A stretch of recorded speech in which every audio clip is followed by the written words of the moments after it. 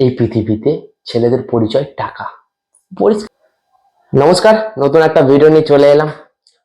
তো আজকের ভিডিওটা টাইটেল আর থাম্বনেল দেখে কিন্তু অবশ্যই তোমরা বুঝে গেছো ভালোবাসা ভার্সেস টাকা।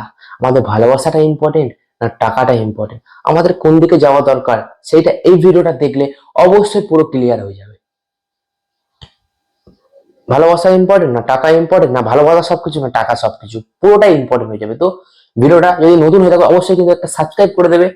আর এই ভিডিওটা পুরো ভিডিওটা দেখলে তোমাদের ক্লিয়ার হয়ে যাবে যে ভালোবাসা ইম্পর্টেন্ট না টাকা ইম্পর্টেন্ট। তো চলো ভিডিওটা শুরু করা যাক। ভালোবাসা আমাদের জীবনে সবারই কিন্তু ভালোবাসাটা খুবই পরিমাণে দরকার।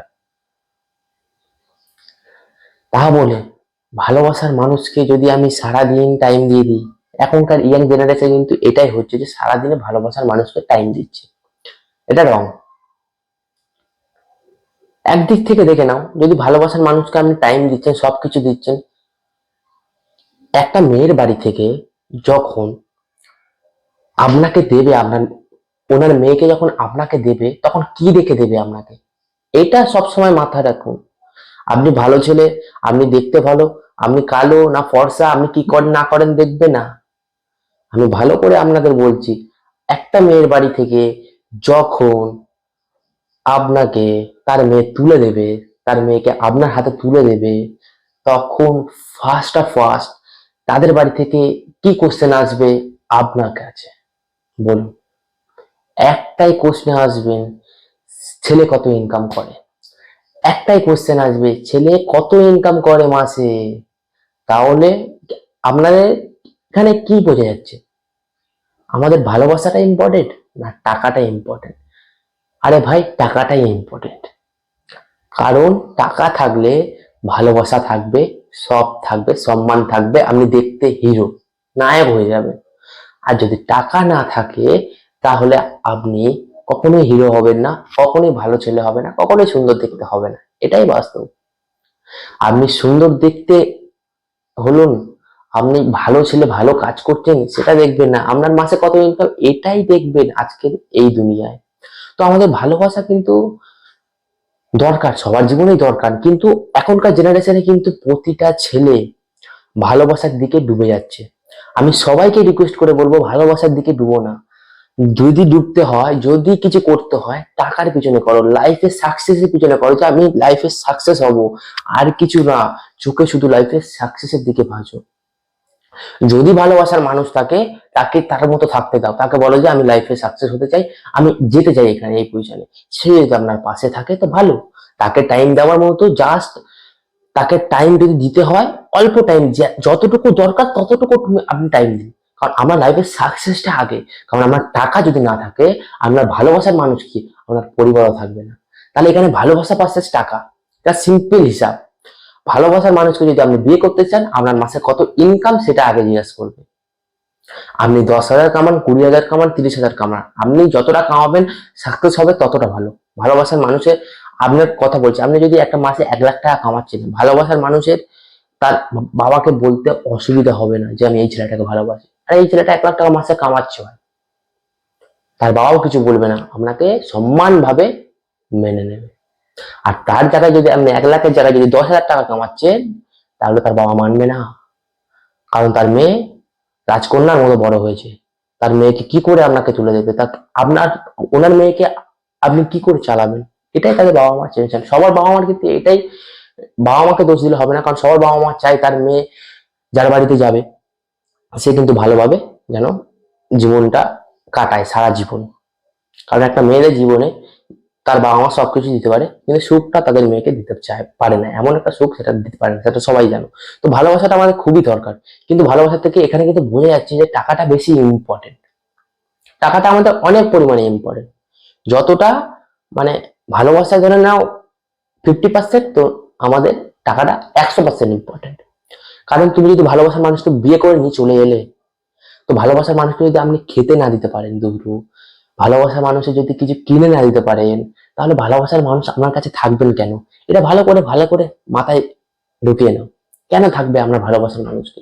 কিছু হলেও আপনাকে ভালো মন্দ খেতে দিতে হবে, কিছু হলেও জামা প্যান্ট কিনে দিতে হবে, কিছু মেকআপ কিনে দিতে হবে। তো এগুলো তো কিনে দিতে হবে, এটা বাস্তব কথা। তো আপনার কাছে যদি টাকাই না থাকে আপনি কিনে দেবেন না, তো ওর মনে একটা জেদ চলে আসবে, তো ওর বাবা আমি কাকে ভালোবাসলাম, এ তো কিছুই করে না, টাকা নেই, কিছু কেনে না, তো আপনাকে ছেড়ে চলে যাবে। তখন মেয়েটা আপনার কাছে খারাপ হয়ে যাবে, তার বাবা মাও খারাপ হয়ে যাবে। কিন্তু রং, আপনি সেই জায়গায় যেতে পারেননি, আপনি লাইফে সাকসেস হতে পারেননি, কারণ যখন আপনার লাইফে টার্গেটে পৌঁছানোর কথা তখন আপনি ভালোবাসার দিকে চলে গেছেন। এইটাই হয়েছে আপনার কাছে।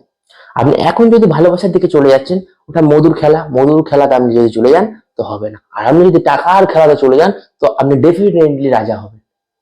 ভালোবাসার মানুষের অভাব হবে না, কোনোদিন আপনাকে ছেড়ে যাবে না।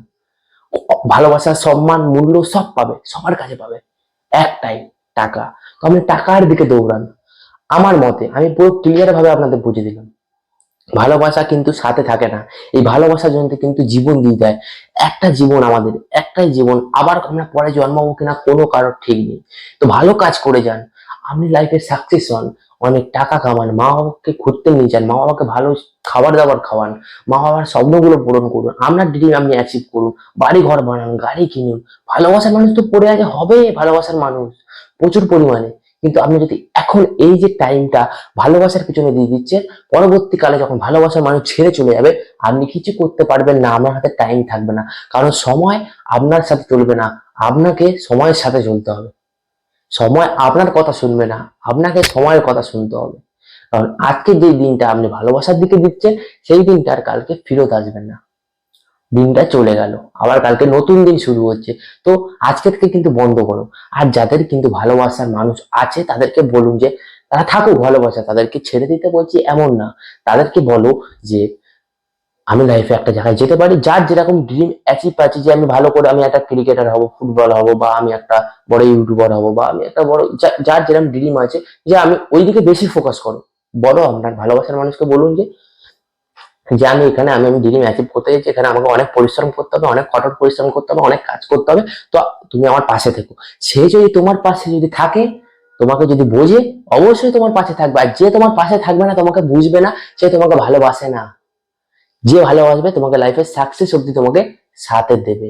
কিন্তু লাইফে সাকসেস হওয়ার তোমাকে চেষ্টা করতে হবে, তোমাকে তোমাকে লাইফে টার্গেটে পৌঁছাতে গেলে তোমাকে মেহনত করতে হবে। কি তোমার হাতে এসে কেউ চাবি দিয়ে যাবে না সোনার কাঠি, আপনাকে সোনার কাঠিটা আনতে হবে। তো আমি ভিডিওটা কিন্তু ভালোভাবে আপনাদের বুঝিয়ে দিলাম, ভালোবাসা হচ্ছে টাকা, কিন্তু অতটাও ভালো করে বুঝিয়ে মানে বোঝাতে পারিনি, কিন্তু যতটা পেরেছি আপনাকে বুঝিয়েছি। তো আমাদের শেষ ম্যাচ দেখা গেল কি, কোনটা ইম্পর্টেন্ট, আপনি যেখানে যাবেন আপনার মাসে কত ইনকাম, এইটা কেন জিজ্ঞেস করতে হয়, কারণ টাকা আমাদের এই পৃথিবীতে ছেলেদের পরিচয় টাকা, পরিষ্কার হিসাব। তো আপনি টাকার পিছনে যাবেন, আমার মতে আপনি টাকার পিছনে যাবেন। আর আপনি যদি ভালোবাসার পিছনে যান, আগের যে দিন আসছে আপনার প্রচুর পরিমাণে খারাপ দিন আসতে চলেছে।